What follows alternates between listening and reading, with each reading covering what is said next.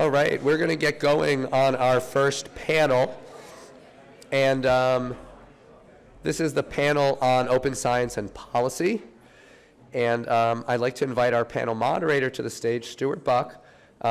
Stuart is former vice president at Arnold Ventures, and he's played a really instrumental role in advancing research transparency, funding scientific research. He helped to establish the Center for Open Science at BITSS through his support while he was at the Arnold Foundation. He's also played a really key role in helping to develop and disseminate the widely adopted TOP guidelines. Stuart was actually one of the attendees at the first BITSS annual meeting in 2012. And so, we're really delighted to have his continued involvement with our efforts here. Through the years, he's advised numerous government agencies on transparent, rigorous research practices, and his expertise really bridges academic research, policy implementation, and scientific reform. Currently, he runs the Good Science Project, which advocates for policy reform that would improve the funding and practice of science. So everybody, please welcome Stuart to the stage. Thanks, Ted. Always glad to be back here at BITSS. And let's have the panelists go ahead and come on up, because we only have an hour, and we've got 4 great panelists with lots to talk about. So we're going to try to jump right into things. So Stefano, I think you're up first, and you've got slides. The rest don't have slides, so we're just going to just say who you are and jump right into it. Perfect. So thank you, Stefano DellaVigna. I'm glad I already saw the social science prediction platform up there. So I want to talk about this, and you're the first to see this. So it's taken us 5 years to get here. Really excited. Hopefully this makes a little bit more of a case of why it can be useful to collect predictions of research findings before those findings are out.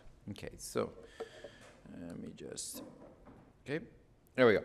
So we've had over 100 projects posted on the platform, and many more projects also have collected forecasts independently. So why would we care about this? So consider this question.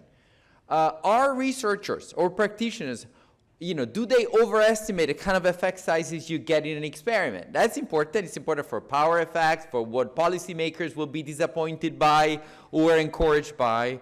Does it differ for practitioners or not? And how do we interpret scientific evidence? Ideally, we could think about science as being, okay, we've got a bunch of cash transfer experiments. I have a view of cash transfer based on what exists.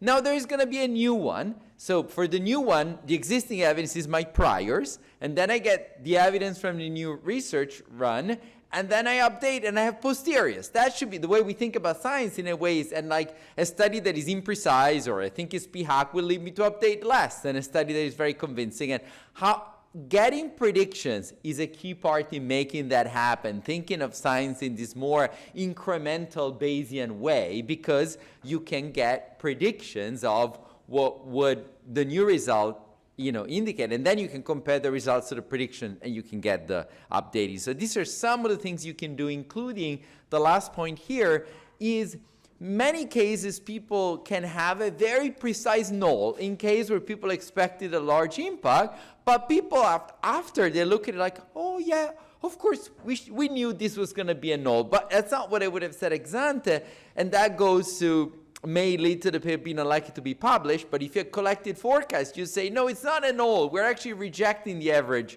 forecast. That becomes the null hypothesis. Okay, so this is our platform. Please check it out. If you Google Social Science Prediction Platform, it will show up. It's free. We're funded by Alfred P. Sloan and another anonymous foundation. So we are, as of now, you can just use it. We've had more than 3,000 unique forecasts. Bunch of projects. Our home in many ways is economics. We study for the social sciences. We've had a bunch of projects in political science and in social psychology and a little bit from sociology. So the method is you could do biology on here. We're just not doing it because we want to make sure we do right what we know how to do, but we're happy in principle to scale further. This is a cloud, word cloud. By the way, done by Rohan, who is sitting over there. Thank you, Rohan, for being an amazing part of our team of some of the projects up here. So a bunch of RCTs, many projects that are not RCTs, all kinds of methodologically different things.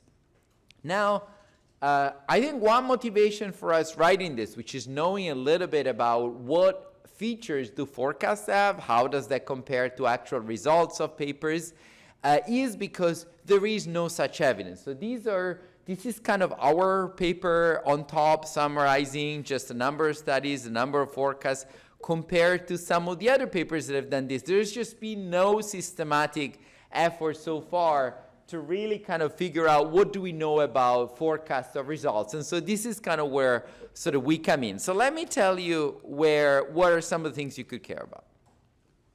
What do you think, what do we think people expect are the effect sizes of RCTs in standard deviation? Like, I think Carson will talk more about this. There is a few ways to aggregate, but when you're talking about 60 different projects, you gotta find a way to aggregate. That's gonna be a really interesting question that we can talk about more. We spent a lot of time bringing things down in standard deviations relative to the cross-sectional standard deviation of the control group, more or less.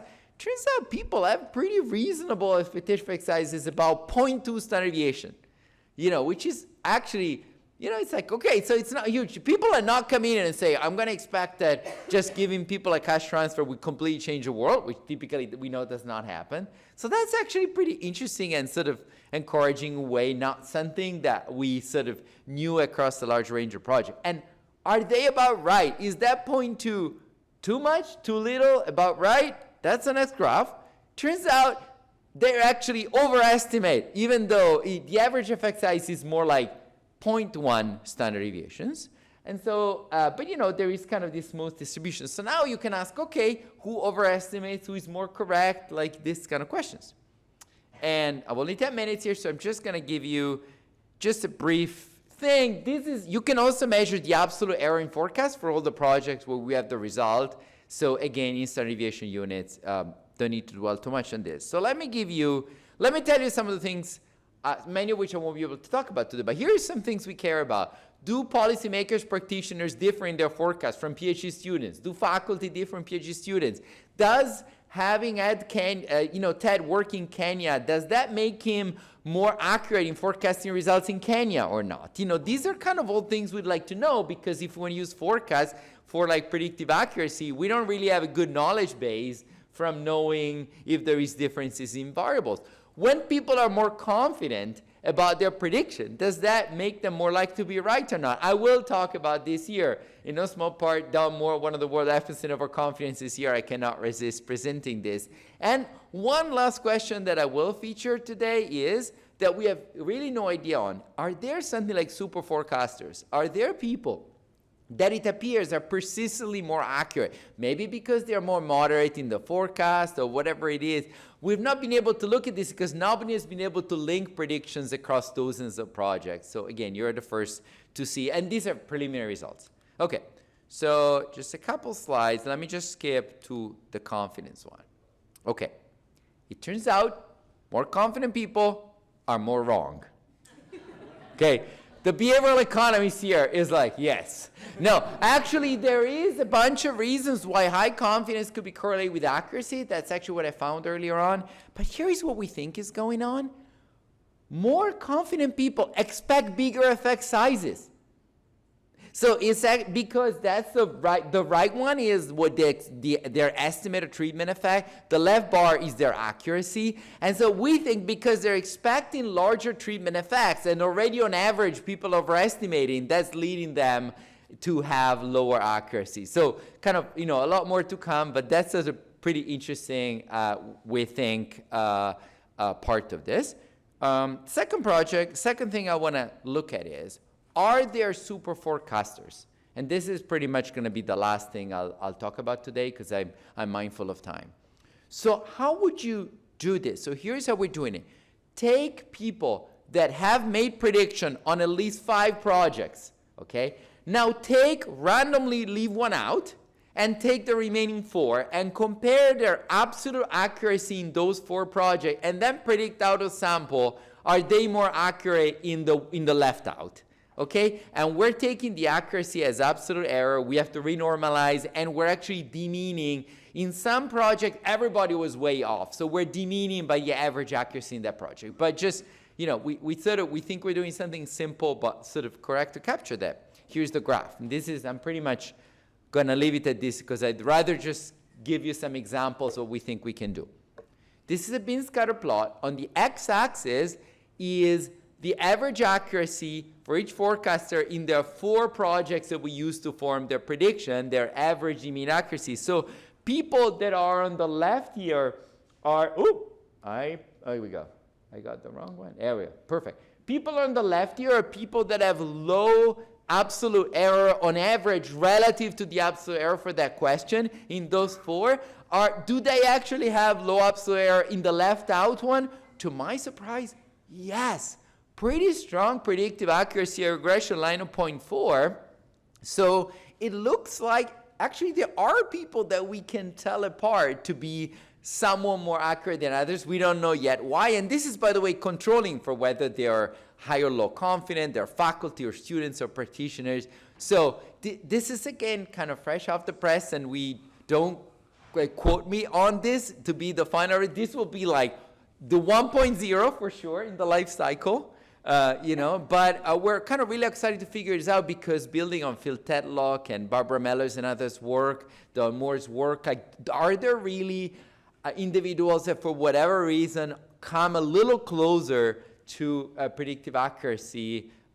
This is something that we think is important and we could learn more from because we think there is many roles for these predictions, again, for publication bias, for updating, for even designing experiments, providing them as input to referees. I was thinking, this is going to be my last note, referees often, one of their judgment is how novel is this? How does it relate to existing evidence? If they are provided with a forecast, that could be an input to this, as we were discussing over the break. Thank you very much. Thanks, that was great. I'll just leave there. So now just take one of the microphones there, and we'll just kind of go, those are the only slides we have. So I'm just going to go down the table and say who you are and talk about your project for a few minutes. Great. I'm Dario, Sidhu, PhD student in political science down at UCLA. So very excited to talk about this project. This is a joint work with my co-author, Graham Blair at UCLA. And what we're doing is an ongoing systematic review and meta-analysis of a crop of recent papers that are trying to rigorously investigate efforts to increase the use of evidence in public policy. And so this project is motivated by the observation that we're now roughly a quarter century into the modern impact and program evaluation world where we're using randomized experiments, other causal inference tools to evaluate the effectiveness of public policy. And we know that we've had a lot of individual and even system level success from this. We can think of deworming, cash transfers, and those types of things. But what we lack is any kind of systematic understanding of when and how this type of research evidence influences public policy, at least at a kind of systematic level. And so just in the past few years, there's a crop of papers in economics and related fields coming out that are trying to unpack this a bit more systematically. And so Graham and I thought, hey, this is a good time to look at this, take stock, what do these papers find, and then maybe provide a bit of guidance or at least a few ideas of where this research could go next to build on these early findings. And so we do 3 things.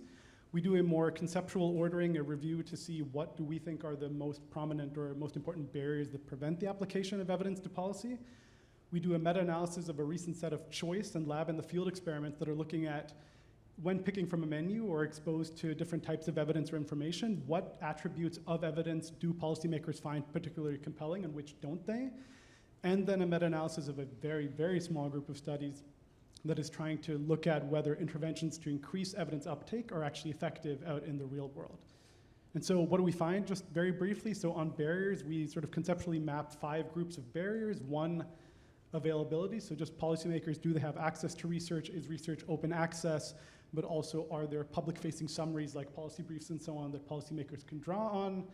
Number 2, we can think of the relevance of research. So is research primarily interested in answering academic questions or sort of actionable information that policymakers can draw on, especially including things like costing information? Then 3rd, we can think of just capacity. So do these policymaking bodies have A, the bureaucratic capacity to implement technically demanding policies, and B, do staff sort of have the capacity to read, absorb, and then use evidence that they might be exposed to?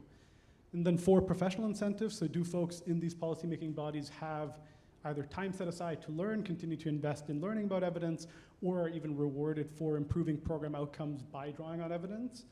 And last, sort of political economy concerns and institutional constraints. So are policymakers even optimizing for program impact, or are they appealing to interest groups or those types of things? So that's just on the barriers. On the choice experiments on preference over evidence, we have with varying levels of certainty kind of 4 main takeaways. So one, policymakers really prefer evidence that comes from their local jurisdictions, either their countries or home regions. Number 2, apart from this home bias in research, policymakers really prefer policies that are recommended by local experts, whether or not they're evidence-based or not. Number 3, we find that policymakers are prone to decision-making and cognitive biases, such as especially updating on information that corresponds to their previous, especially ideological beliefs, and don't update on information that contradicts those. And 4, there's no evidence thus far that policymakers, in the absence of training, are in any way more responsive to what we would consider high-quality evidence from randomized experiments or other causal inference methods. And then finally, we do this other meta-analysis of just a very small crop of recent experiments that are either providing information to policymakers on evidence-based policies or providing training in causal inference methods to see if that moves the dial on actual policy outcomes. And so there we find that in at least the very few studies that have been done, this does move the dial on knowledge, beliefs, preferences, and even some real-world policy, but that's sort of, there's very few studies on this. And one of our main takeaway from this exercise as a whole is just we need a lot more research on this topic. These are all papers that have come out in the last 4 years, and most of them are still in working paper stages, and we need a lot more evidence on barriers. Stefano's done a little bit of work on this, and a lot more work on just interventions, especially beyond just information and training, which we haven't seen so far. But I'll leave it for that.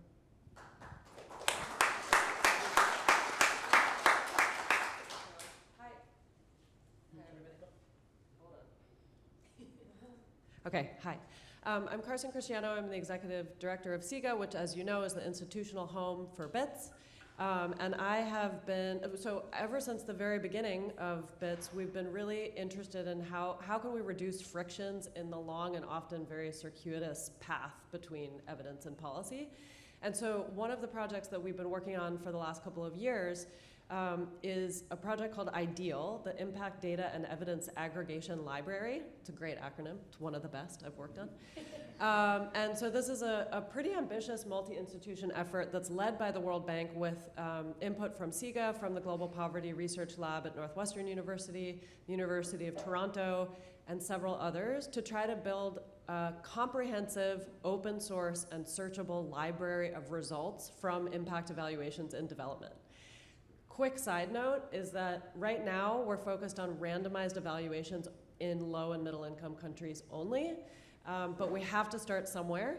And my hope and dream is that at some point we open it up to include quasi-experiments. There's a lot of really rigorous research that would fit well in the library, as well as research from high-income countries. So I think at some point those barriers will be removed. But the purpose of IDEAL is to make it substantially easier for both researchers and policymakers, that could be donors or NGOs, social enterprises, governments, to make sense of the results of these studies that are often presented in a very haphazard way, I think, as everyone here knows and appreciates. And in the next session, you're going to hear from BITSS project scientist Fernando Osas de la Guardia about a study that they're doing on reporting. Spoiler alert is that reporting is often not consistent. We don't have standardized reporting guidelines in economics, and so what we find is without this, I think in fields like medicine and other hard sciences, you see a lot more consistency in the way that results are reported, but without that, it's really hard to glean what the relevance or generalizability of the results are for your particular context.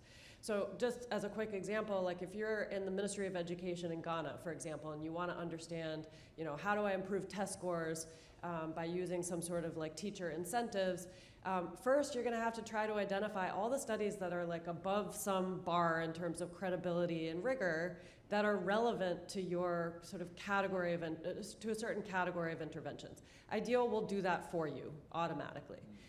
And then you're going to look at the studies and look at the results, and they're going to be presented in very different ways. And so one of them is going to report, what was the increase in test scores at the student level. Maybe another one presents it at the classroom or the school level. And so without a lot of time and skills, you're not really going to be able to quickly figure out how that information is relevant to you and your decision. If you're a researcher and you want to advance the science and the evidence on, say, clean drinking water, same thing. It's going to take you a long time to identify all the papers that have been done on a certain category of interventions, but IDEAL will be able to quickly basically do your literature review for you and allow you to spend more time on the analysis that you want to do, which might be a meta-analysis using some of the metadata from IDEAL.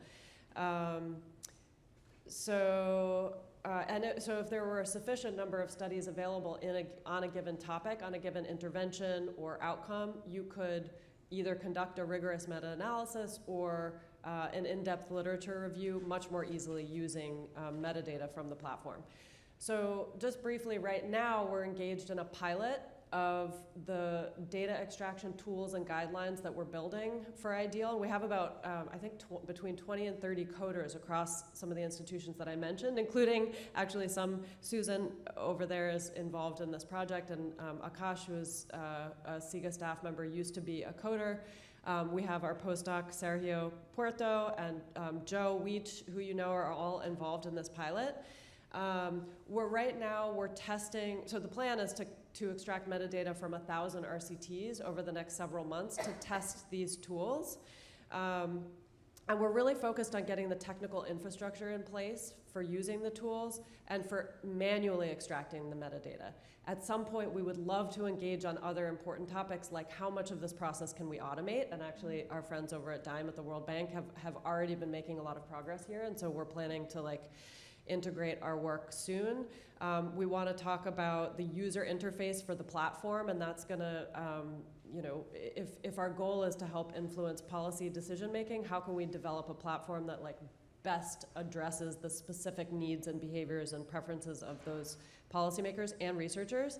And then how do we provide educational resources like best practices for conducting meta-analysis so that people use the platform in the most effective way possible? And of course, how do we scale it up? If our dream is to include the sum total of results from impact evaluations, we need to have a mechanism for consistently allowing other institutions to contribute to the library and to have some sort of quality control for that. So yeah, lots of work to do, and happy to talk more about it. And if you ask me any extremely technical questions, I'll be directing you to our brilliant postdoc over here.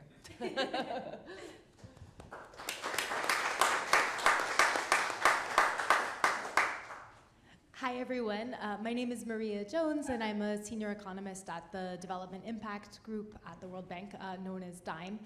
And I'm here today sort of wearing the hat as the lead of a relatively new reproducibility initiative that the World Bank is undertaking. The objective of which is to improve the reproducibility of all the research that the World Bank does and to make those reproducibility packages publicly accessible. So this is building on kind of the existing commitments to open data and open knowledge, trying to make open code that makes those linkages between the two. So the initiative itself is funding a small reproducibility team that I lead that provides a reproducibility verification service for any research product that's authored by bank staff or consultants. So the authors submit their reproducibility packages, we run those, and then iterate with the authors as needed until the package is verified as computationally reproducible. So it's a lot more hands-on than I think this process often is kind of at the journal level. We really want to build capacity and build skills for making research reproducible. Then those verified packages are published to a new reproducible research repository. So it's reproducibility.worldbank.org, pretty easy to find. And there, the packages are then, permanent citable digital objects, and the catalog entries that go with those link to the data sources and the associated research output. So trying to build those backwards and forwards linkages. And then at the same time, the publications that have been verified as computationally reproducible get a seal on the cover page of the publication that's kind of indicating this is reproducible research and linking to that reproducible research package. Sorry. The initial focus for this initiative, and I'll say this has been going on for about a year and a half, was the policy research working paper series, because it's one of the few sort of fully centralized sources of World Bank research, and it's, although it's a working paper series, it has a lot of impact and a lot of consumption, particularly from kind of outside of the academic community as well as of course within. Submission of reproducibility packages is voluntary but highly encouraged for all working papers. So right now we're really operating under kind of a model of carrots rather than sort of a strict requirement. By having this reproducible research seal, by offering a lot of technical support to teams who are interested in engaging in this process. And also we're working closely with journals so that our process is fully aligned with the reproducibility verification from top journals so that then it can kind of fast track publications that come out of that. Our verification process and report would be accepted in lieu of then undertaking another round of reproducibility verification from the journal itself. And we also have a random sample of some of the submissions of working papers for which we have a stricter requirement to kind of be able to understand how sort of the costs and challenges from a more representative sample of papers as well. And we actually see that there's quite a lot of take-up even at a voluntary level. As I said, it's been about a year and a half, and overall we see about 40% of the working papers that have been published since this service started being offered now include a verified reproducibility package. And more recently, we've been trying to expand this to include other types of World Bank publications, particularly focusing on the flagship publications that come out of the bank that get huge amounts of engagement and users. So we've introduced a nudge for reproducibility into the formal publications process, and we have quite a bit of take up on some of those reports in an area that I think is growing quickly. And we're also thinking about expanding into the journals that are operated by the World Bank, so the Economic Review and the Research Observer. So in total, we published over 200 reproducibility packages so far.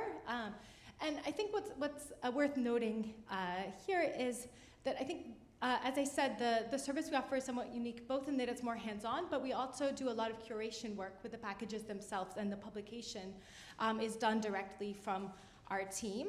And this, I think it's useful because it ensures that the package matches exactly that which we verified, but it also allows us to put in a lot of standardized metadata that's associated with these packages and have those details in the reproducible research repository so that becomes very searchable. It includes details on software, technical environment, data sources, data and code accessibility, and so you're suddenly, we're trying to create a learning resource that people can use. The objective is, at once to, show that our research is reproducible, but also to then create this repository of, code and data that people can interact with and engage with, and so trying to make that as useful as possible. So you can look, just for packages that have fully open data, or look for packages that use Python, or packages, using a particular data set. All of those elements are searchable.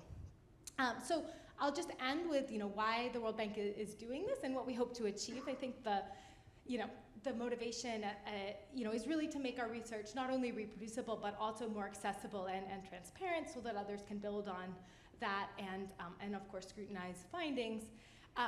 But we also hope that because we are, a major producer of development research, that we can really push the frontier of reproducible practices, within kind of more policy-focused analysis and development research. So kind of going beyond the academic sphere and saying, here, these are research products that have potential huge impact, and how can we ensure that those are reproducible? What incentives and sort of carrots can we put in place to improve reproducibility on that margin? And I think ultimately we'd love to play kind of a similar role within that space that some of these top journals have played in increasing reproducibility and introducing standards that then affect the rest of the discipline within academia. So I'll leave it at that for now.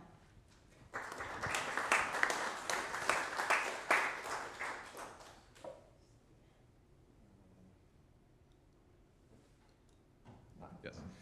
Great. So one theme that I kind of see underlying a lot of what we're discussing on this panel is the use of evidence by government and by policymakers, and the uptake, by policymakers. In fact, I guess Maria, would start with you. Like, Do you see this reproducibility initiative at the World Bank like translating into greater acceptance of evidence by policymakers, greater use of evidence? And I guess a second part would be, how much time and trouble and like money does this all take? Because it does sound like a lot of work. Like, what would you tell another government agency, such as the Congressional Budget Office, that might want to consider adopting this kind of policy, whether it's worth it in building, trust and reproducibility? Great, thanks. So let me start with the question on costs, and I think I would, to some extent, flip that question on its head to say, what's the cost of like these reproducibility scandals that come up, right? To reputational costs as a major provider of research, right? And what's the cost of advising governments, based on evidence that doesn't reproduce, right? And a lot of what we see is, is somewhat simple errors, but errors that like have a really important impact on the final results that are being showed. Like just, oh, the version is out of date, right? These are tables from that don't actually match the current data, but that's gonna matter to then how you advise clients and all of that. So, I think that like thinking about the cost that way is important. Speaking in practical terms of the costs on our side, this initiative, if we did like kind of the most simple math to say what's the budget for the initiative, how many papers do we reproduce within a year, it's about $1,500 per paper. That I think is a kind of upper bound, because so much of what we're doing right now is like training and capacity building and trying to build tools. My colleague Luis Eduardo will talk about some of the tools that we are developing this afternoon in one of the lightning talks. So probably, ultimately, if we were to build that capacity in the way that we want, those costs should go substantially down. And the early evidence is that they will. We look at the just repeat submissions, so the same author sending us another package, a third package. Those costs are the time spent, and the likelihood of it reproducing on first try are much higher. In terms of how this impacts for policymakers, so I think one of the key motivations from our side is to make research more accessible and kind of allow that to be owned more in country by making the data and code available, right? So if we produce, say, some major flagship report for some country, and then the government wants to know, oh, well, in 3 years, right, how has the picture changed? And we've updated our data, can we just rerun this analysis and, and be able to repeat that? I think that in that way, from at least some clients and some governments that we have, there's interest and demand for that, and I think that that's a way of building that engagement with results. And then I hope that by making the work more open and transparent, right? We feel that builds credibility. I think it remains to be seen whether that whether policymakers and clients have that same, have that same mindset. And that's something we're really interested in exploring, right? Is like how do people engage with these products that are now have this reproducible research seal, right? Is that different? And so that's something we have on the agenda to start trying to collect some evidence and some impressions from policymakers on. So Carson, I would ask you a kind of similar question. So the ideal platform, how much do you see this as a way of socializing evidence within the group of policymakers? Because I think one of the problems that policymakers have is they often don't have the time or the expertise to really assess evidence in great detail. So do you see this as a possible tool? Yeah, absolutely. I think this is an attempt to meet policymakers more where they are. And there's always been a question of, whose responsibility is it to help bridge that gap? How far do the researchers need to go to make it easy for the policymakers to access the information, and how far should the policymakers be going? But at the end of the day, it's just incentives and constraints. And so, I mentioned that we're not yet at the stage. We're very focused on building these technical tools to extract the metadata and do the standardization of the results. And there's lots of conversations still to be had about what the platform actually looks like. I think it's probably my hunch is that given that this is a platform that's being developed by researchers, it's gonna be easier to develop the interface for researchers. I think they're gonna be excited to access the metadata, the raw metadata. Whereas policymakers may be more interested in an interface like the one that DIME has been developing called Impact AI, which is actually an LLM, where they could ask the database a question about a policy question that they have, and the LLM would actually sort of summarize what the ideal database has created.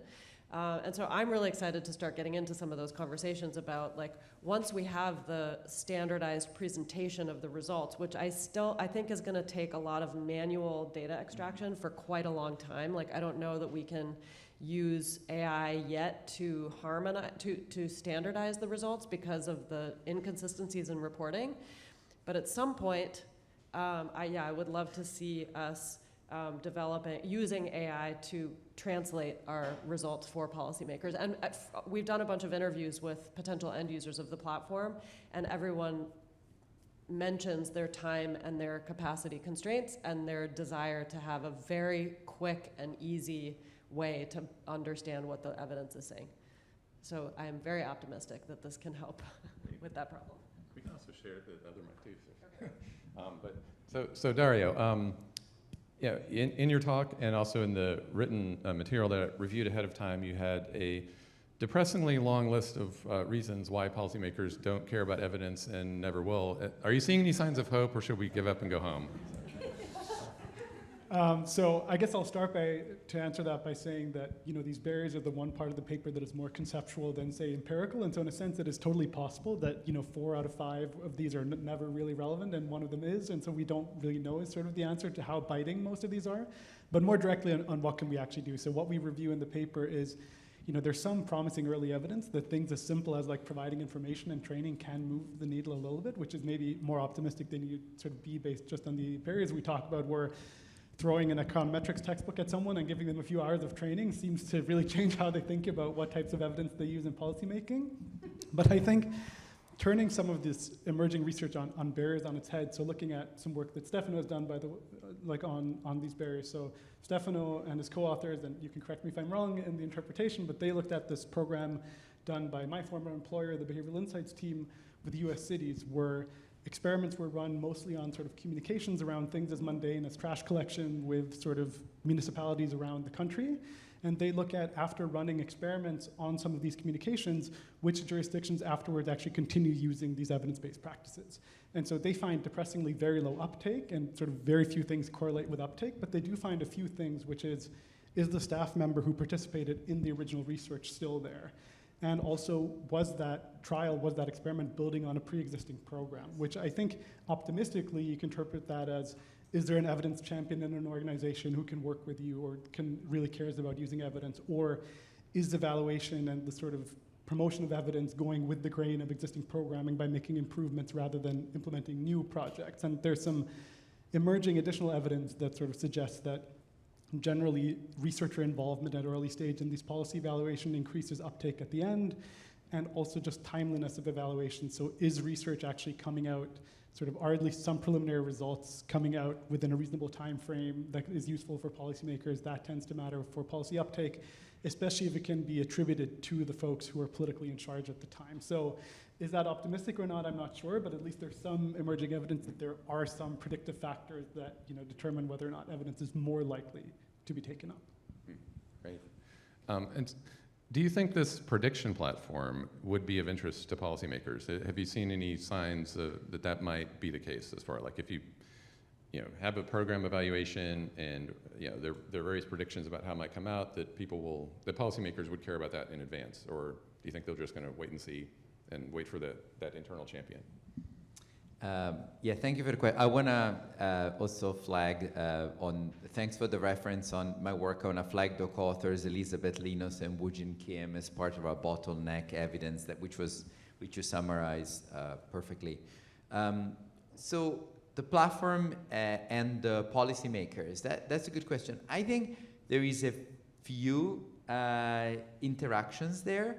So one of them is the following. We talked with Elizabeth Linas, we talked to a number indirectly governments through the nudge units. And it turns out one of the frustrations of the nudge units is that nudge units interventions are effective. They simple things that change the communication with citizens, whether it's about paying taxes in time, parking tickets, or whatever. But their effectiveness is got to be limited because they're changing only so much. So a little bit less than 0.1 standard deviations. One of the frustrations of the nudge units is that governments think, oh, you're just going to change the wording and get a 1 standard deviation impact. No. So it's just like, okay, look, one of the reasons that we're interested in gathering evidence and going back to policymakers is to say, what we offer is effective, but is this much effective? This is what you can honestly expect. You want more, you're going to need to put incentives in place or change defaults or do interventions that will be commensurate to bigger effect size. So I think in some sense, broadly, in the spirit of prediction is, imagine this, you offer a nudge, the government expects 0.6 standard deviation, you do it, you get 0.1, which you feel like, oh, that's pretty good, like, oh, that's terrible. So, like having clear expectation, and right now we don't even have that evidence, like, is it really the case they're expecting 0.6 or they're, really they're only thinking 0.2 and 0.1? That's gonna be important to have sustained interaction with governments to say, to even go to them and says, look, the ideal side, look, this is the average effectiveness of interventions of this kind. We'd love to do more.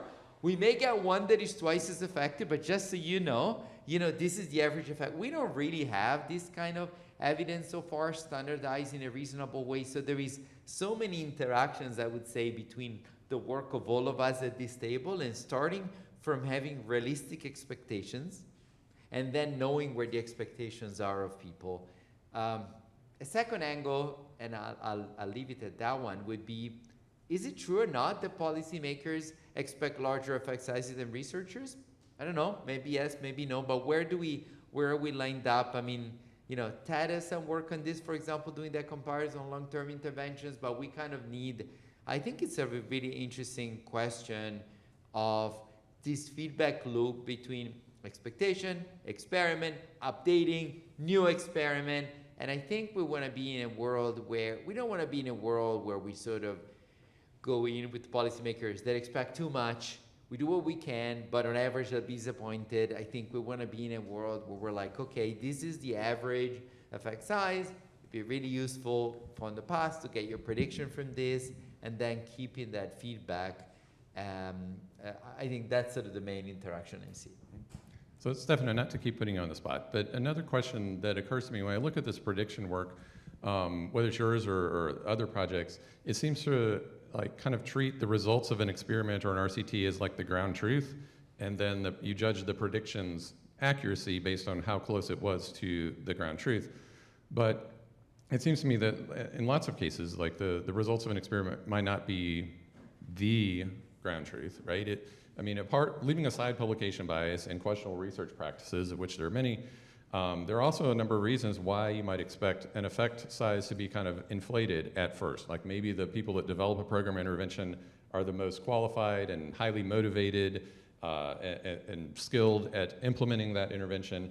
Maybe they select the site, like the school or the clinic or whatever it is that's the most optimized for delivering the gold standard kind of package for that intervention.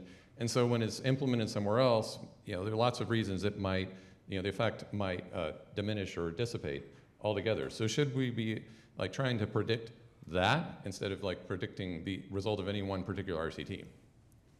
Yeah, I think these are wonderful questions about scaling. Like, how do we understand? I think that's by the way, one of the most exciting questions we have in economics. Like, how do we extrapolate from a set of results to the next? I mean, how able are we to predict the next set of results? Do we predict it best based on existing results shrinking by 60%, let's say, or do we combine that with forecaster prediction? I mean, I think this is just at the frontier of kind of really important work that we see. So these are really fantastic questions. So an example would be, for example, like Ted and his team, one of the uses of the platform has been to say, we have a short-run set of impact or a medium-run set of impacts from some interventions. And now we're going to ask people to see, what do they expect would be kind of the longer run? So, that's a case where it's sort of almost exactly this kind of predicting, it's not out of sample in another site, but it's out of sample in time periods. We're like, okay, we know this much. How do you think that continues? Like, having this type of knowledge is really interesting. And so I'll give one anecdote of what happens there. So Elizabeth Linus and I work that is published in Econometrica. We compared this RCT by the nudge unit to publish RCTs on nudges in journals. And turns out the ones in journals have about 5 times the effect size than the ones done by nudge units. Now, there could be a bunch of differences. It could be that maybe the researchers were able to find sites where effect size could be bigger, but we think, based on bunching of t-statistics and so on, that effectively there was some publication bias. So really, in the ones that are in the literature, if I had to think of a new experiment, I would shrink the point estimates because of that. So, okay, here's where the forecasts come in. Then we asked people, both academic researchers and practitioners, people that work at the nudge units, we asked them to predict both. We asked the nudge unit folks, what do you think the effect size will be for the nudge unit experiments? They didn't know the result yet. And what do you think it's going to be for the journals? And to the academics, we asked them, what do you think is the average effect size in journals, which they handle, and what do you think will be found in the nudge units? And I think consistent with this impact of publication bias, the academics, the kind of really highly published whatever, expected higher, knew the effect sizes were pretty high on the published one, and they expected 3 times as large effect sizes in the nudge unit RCTs, because they're used to the really big effect sizes. So the thing about publication bias that is pernicious about it, it reinforces expectations of implausibly large effect sizes, at scale at least, and then that leads to underpowering experiments, because if you expect a really big effect size, you don't need to build a big sample because you're going to get a 0.5 standard deviation. So I think there is a really interesting interplay between in this sort of dynamic learning where we do think about and take into account the publication bias in the effects, and I think we're still in the early stages of understanding that. So I think that's a really stimulating question. Thank you, Stuart. Great. So we've got about 12 minutes left, and so I do want to have some time for audience questions. I think someone has a mic to, oh, you're just going to grab one of these. Okay. So raise your hand, and someone will bring you a mic, and then say who you are and ask a question. So I see someone right there.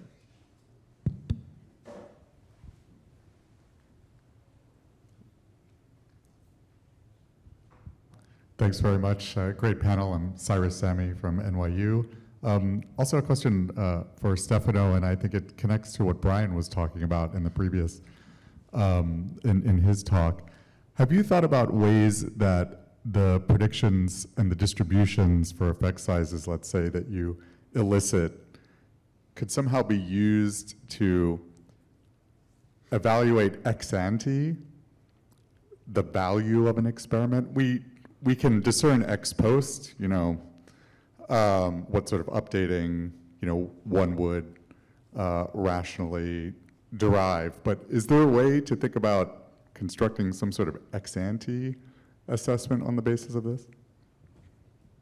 Yeah, this is a fantastic question, and we thought about it. We haven't really gone all the way out in figuring out what it means. But here's a couple examples. One would be, okay, so let's say that you elicit priors about doing a new cash transfer done in a different way. And it turns out that people's priors are all over the place. So you might say, okay, they're all over the place. If I'm going to have a well-powered evidence, that seems like a really good area to look at. But now, suppose you ask about the different interventions, and everybody agrees what the impact is going to be. Well, they might be right. They might be wrong. It'd be also really, so it's really interesting. I think you're totally right that in principle, when it uses the platform, is going to be, suppose that you can only implement 3 arms well powered, but you have 5 in mind. Could we use predictions to trim 2? instead of just having the PI and the team of arrays make it a somewhat arbitrary decision. That's one of the reasons we care about the absolute accuracy of who's accurate, because that would be one way to do it. But actually, it takes an objective function. We haven't fully thought through it. It's a really interesting question. If you have prediction, depending on what objective function, do you have a max mean, like skeptical objective function, you might decide to implement different interventions. But it's a super fascinating area, and I would love to see more work on that. In the middle.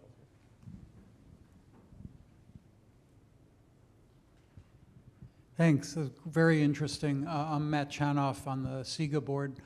A lot of this discussion has been about building a bridge between the research and the policymakers who will make use of that research. And of course, accuracy is a big part of that, but not all of it. But we live in a world where so much of the things that governments are doing, these policymakers are doing, is receding. There's so much less money for all these types of interventions. And proportionately, at least, the non-governmental organizations, local NGOs and larger NGOs are more important in making these interventions. So I'd just like to ask about the World Bank, about IDEAL, about how do we build bridges not from this kind of research, not just to government policymakers, but to the people who run these NGOs and make the decisions there. Whoever wants to. I think that's a great point, Matt. I keep thinking, like, as the last couple of weeks have unfolded, that distilling insights from the existing literature is just becoming more and more important as the resources become more and more constrained for this work. It's like, now we really need every dollar to go as far as possible. And I think you're right in pointing out that a lot of the continued sustained efforts are going to be local efforts. And so I don't have an answer to that, except to say that I would like to think critically about, like, how can we make whatever platform we develop for IDEAL really usable and accessible to that stakeholder group. And maybe what we need to do is just have more conversations with representatives from that group to understand their current use of evidence and how we could design the platform in a way that would really support their needs.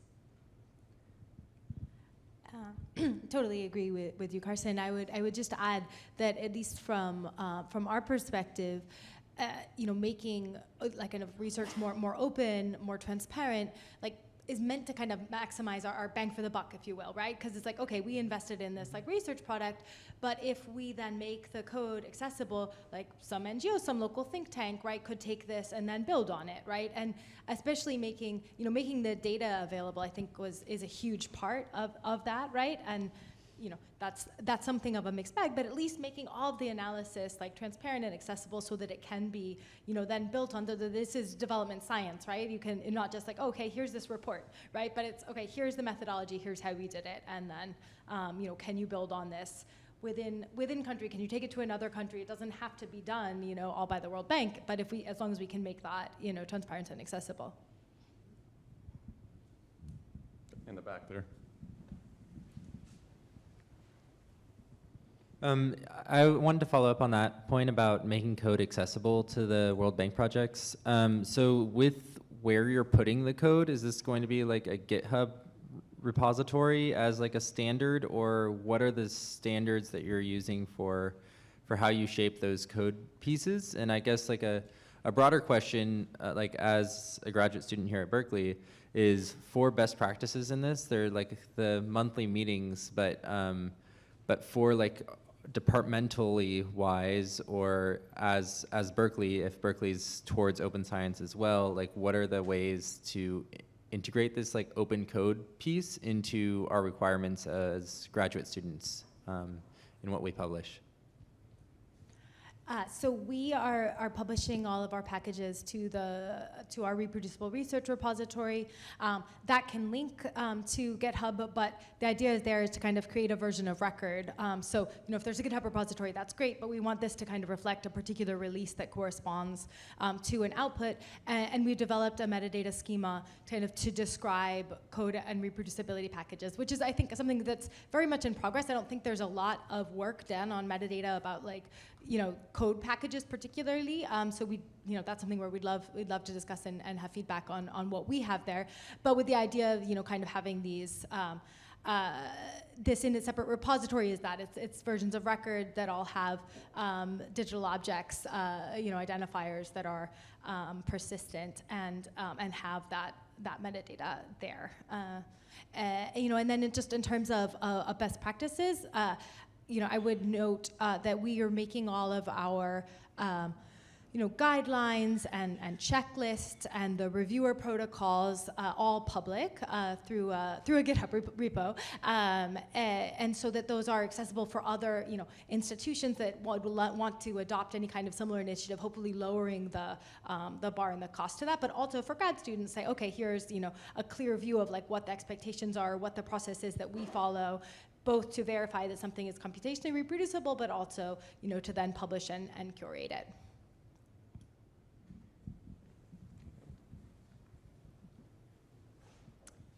Thank you. Are we also thinking about how to bridge the no-do gap? Like after we have all this knowledge of what works, how do we then, are we incorporating any implementation science tools within the platforms to tell the end user how to maximize what we know has worked in the real world? Anyone? That is a really good question. So Susan, you mean how do we promote the adoption of the tools that we're developing? Maybe something like that, but mostly how do we take what we know and maybe add a caveat to it to tell them that this is the way it's going to work best? So I don't know if my question translating the knowledge into like a into recommendation. implementation, yes. Implementation details, I guess. Ah, okay. Yeah. Anyone?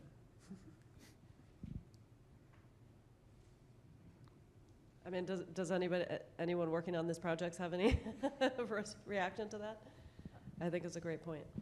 I mean, I don't have an answer, but I had a related version of the question. And it comes from something that was said earlier, which is this potential publication bias and the size of the effects. And I do think that sometimes when we're doing these experiments in the field, that it's not just publication bias, they're gold-plated, right? In the sense that we're finding the places to do them, we're getting local buy-in, we're staying on top of all of the people that we're hiring to be able to do it.